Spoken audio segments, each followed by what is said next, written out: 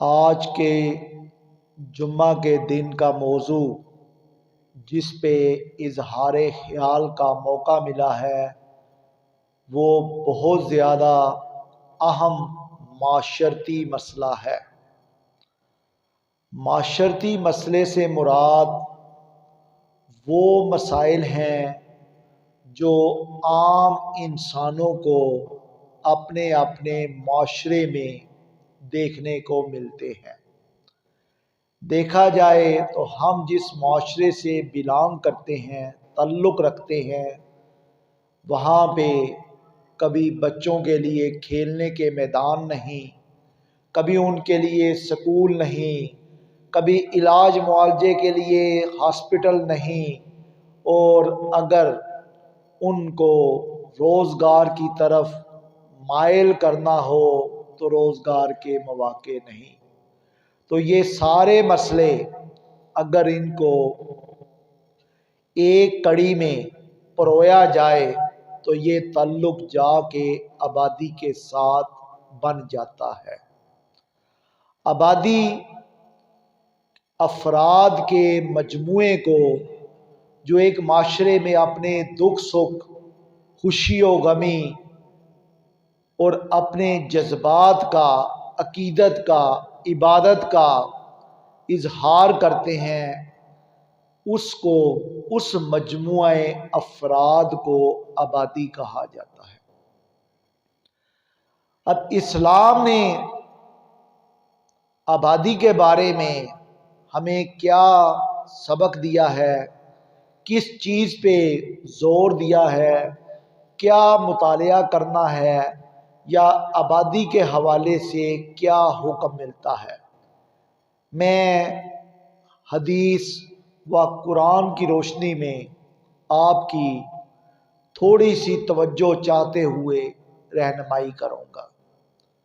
قرآن پاک میں آتا ہے، غربت اور افلاس کے ڈر سے اپنی اولادوں کو قتل مت کرو۔ پھر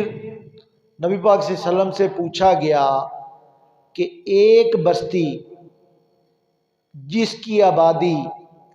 جس کو وہ سہار سکتی ہے، اس کی آبادی اس لمٹ سے بڑھ چکی ہے تو اس کے بارے میں کیا حکم ہے؟ تو نبی پاک صلی اللہ علیہ وسلم نے فرمایا کہ جو آبادی بڑھ گئی ہے اس کو دوسری بستی میں منتقل کر دیا جائے، اس کے لیے نئی بستی تلاش کی جائے، وہاں پہ نئے طریقے سے ان کو آباد کیا جائے، ان کے لیے سکول، علاج معالجے اور دوسری سہولیات کا بندوبست کیا جائے۔ یہ حکم تادیبی کیوں دیا گیا؟ اس کی وجہ یہ تھی کہ آپ اور میرے آقا حضرت محمد مصطفیٰ صلی اللہ علیہ وآلہ وسلم فرماتے ہیں کہ اگر آبادی ایک خاص لمٹ سے بڑھ جائے گی اس معاشرے کی تو ان کا کلچر، ان کا تمدن، ان کی تہذیب تباہ ہو جائے گی۔ اب کلچر سے کیا مراد ہے؟ کلچر سے مراد جیسے آپ لوگ عبادت کرتے ہیں، کلچر سے مراد جو لباس آپ زیب تن کرتے ہیں، کلچر سے مراد جیسے آپ ایک دوسرے سے معاملات کرتے ہیں، جیسے آپ خوشیاں ایک دوسرے سے، خوشی کے جو اعمال ہیں، خوشی کے جو تہوار ہیں وہ مناتے ہیں، ایک دوسرے کی خوشیوں میں، دکھ سکھ میں کیسے شریک ہوتے ہیں، یہ آپ کی پہچان ہوتے ہیں کہ اس معاشرے میں ایسے انسان بستے ہیں جن کے گھر بھی کھلے ہیں، ہوادار ہیں، لباس سے بے پردگی نہیں ہوتی، تعلیم نے ان کے اذہان کو روشن کر دیا ہے، اور یہ اپنے ایک خدا، ایک نبی صلی اللہ علیہ وسلم کو پہچانتے ہیں اور اسی کی عبادت کرتے ہیں۔ اس کو کلچر کہا جاتا ہے۔ اس کے تحفظ کے لیے سرکار نے فرمایا کہ آبادی کو ایک خاص لمٹ سے اگر بڑھ جائے تو دوسری جگہ منتقل کیا جائے، وہاں ان کی مسجد بنا دی جائے، وہاں ان کے مدرسے بنا دیا جائے، وہاں ان کے خوشی منانے کے لیے میدان بنا دیے جائیں، وہاں ان کے لباس کا بندوبست کیا جائے، ان کی خوراک کا بندوبست کیا جائے، اور ایک دوسرے سے جیسے انہوں نے معاملہ کرنا ہے اس کا بھی بندوبست قدرت کی طرف سے کیا گیا ہے، اور ان کو اس کی جستجو کرنی چاہیے۔ اب اس موضوع کو تھوڑا سا آگے لے کے چلتے ہیں کہ آپ کو پتہ ہوگا جس ملک میں ہم رہتے ہیں اس کا نام پاکستان ہے۔ یہ پاکستان جب معرض وجود میں آتا ہے تو یہ اسلام کے نام پہ بننے والی دنیا میں واحد مملکت ہے۔ کہا جاتا تھا جب جنگ آزادی لڑی گئی، تحریک پاکستان چلائی گئی، تو اس وقت نعرہ لگایا گیا مسلم ہے تو لیگ میں آ، اور پھر اقبال کہتے ہیں خودی کا سر نہاں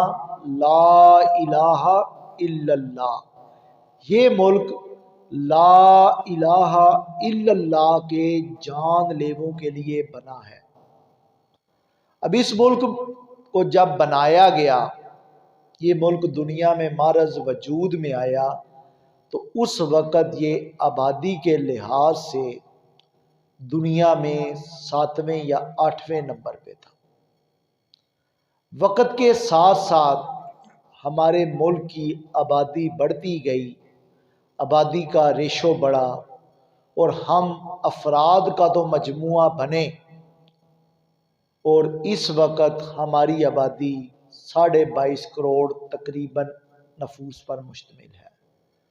اس میں آزاد جموں کشمیر اور گلگت بلتستان کی آبادی کو شامل نہیں کیا گیا۔ ہم نے سرکار کے فرمان پہ بھی عمل نہیں کیا کہ جب ایک آبادی ایک خاص لمٹ سے بڑھی تو اس کو ہم نے جب دوسری طرف شفٹ نہیں کیا،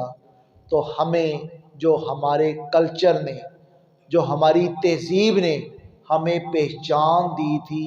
وہ تھوڑی سی ماند پڑتی گئی۔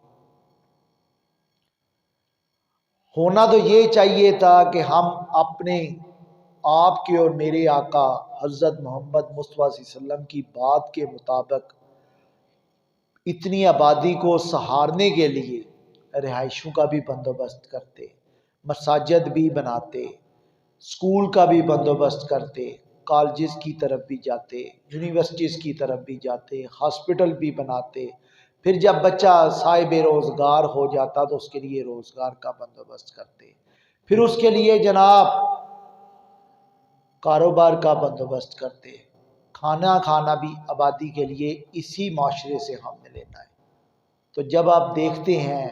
توجہ کرتے ہیں اپنے ارد گرد معاشرے پہ، تو اسی معاشرے میں چھوٹے چھوٹے بچے کام کرتے ہوئے ملتے ہیں، اسی معاشرے میں بے دھڑک ننگے وجود کے ساتھ پھرتے ہوئے بچے پھرتے ہیں۔ کئی گھرانوں میں روٹی کی فیسلٹی اویلیبل ہے، کبھی وہ ناشتہ کر لیتے ہیں، کبھی رات کا کھانا مل جاتا ہے، کبھی نہیں ملتا۔ ہر گھر کا سلسلہ غربت کی اتھاہ گہرائیوں کے مطابق چل رہا ہے۔ اس کے مختلف فیکٹرز میں سے، مختلف وجوہات میں سے ایک وجہ آبادی کو ہم نے سرکار مدینہ حضرت محمد مصطفیٰ صلی اللہ علیہ وسلم کے فرمان کے مطابق کنٹرول نہیں کیا۔ جب تحریک پاکستان ہوتی ہے، بات اب تحریک پاکستان کی چلی، تو آپ لوگوں نے حضرت علامہ اقبال کا نام تو سنا ہوگا رحمت اللہ علیہ۔ جب 1934 میں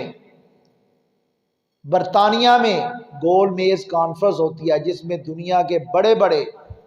جو مفکر ہیں، دانشور ہیں، سیاست دان ہیں، ان کو بلایا جاتا ہے کہ آ کے ہمیں مسائل کا حل بتائیں، کہ اس ملک کو جن سیاسی مسائل کا سامنا ہے برِ صغیر پاک و ہند کو، اس کے بارے میں ہماری رہنمائی فرمائیں۔ اس کانفرنس میں قائد اعظم نے بھی شرکت کی، علامہ اقبال نے بھی شرکت فرمائی،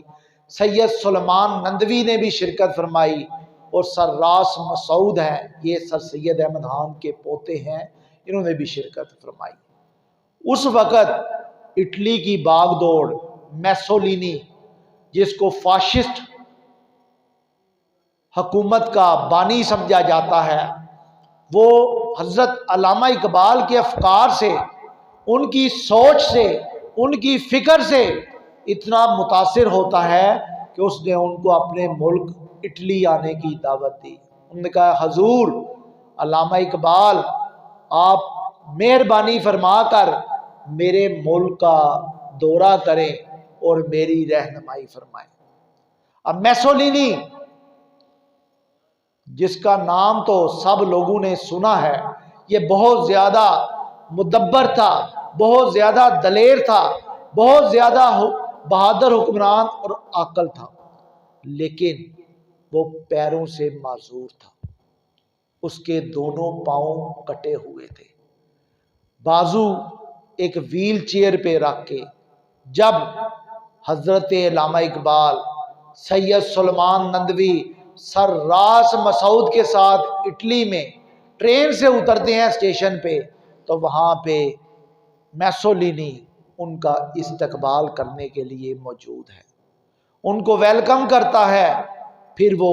ان کو اپنے محل میں لے جاتا ہے۔ علامہ اقبال سے وہ پوچھتا ہے اے حضور علامہ اقبال مجھے کچھ نصیحت فرمائیں، تو وہ ان کو کہتے ہیں اپنی آبادی کو ایک خاص لمٹ سے بڑھنے نہ دینا، ورنہ اٹلی کی جو پہچان ہے، اٹلی کا جو کلچر ہے وہ زوال پذیر ہو جائے گا، ختم ہو جائے گا۔ میسولینی ان کو داد دیتا ہے، کہتا ہے علامہ اقبال رحمت اللہ علیہ آپ نے کیا عظیم بات کی ہے، آپ کی بات سنہری حروف میں لکھے جانے کے مترادف ہے کہ آبادی جب ایک خاص حد سے بڑھ جاتی ہے تو اس کا کلچر ختم ہو جاتا ہے۔ کلچر سے مراد جیسے آپ لوگ بیٹھے ہیں ایسے بیٹھ نہیں سکتے، آپ نے جو لباس زیب تن کیے ہیں وہ نہیں ہو سکتے، جیسے ہم نے کیپ پہنی ہے ویسے نہیں پہن سکتے، ہم شتر بے مہار معاشرہ ہو جاتے ہیں۔ کہتے ہیں اقبال، ادھر اقبال کو جب یہ بات کی گئی کہ حضور آپ نے یہ بڑی بات کی، تو کہتے ہیں یہ بات میں نے اپنی طرف سے نہیں کی، بلکہ اس بات کی طرف میری رہنمائی 1400 سال پہلے ہمارے آخری نبی تاجدار مدینہ حضرت محمد مصطفیٰ صلی اللہ علیہ وآلہ وسلم فرما گئے ہیں۔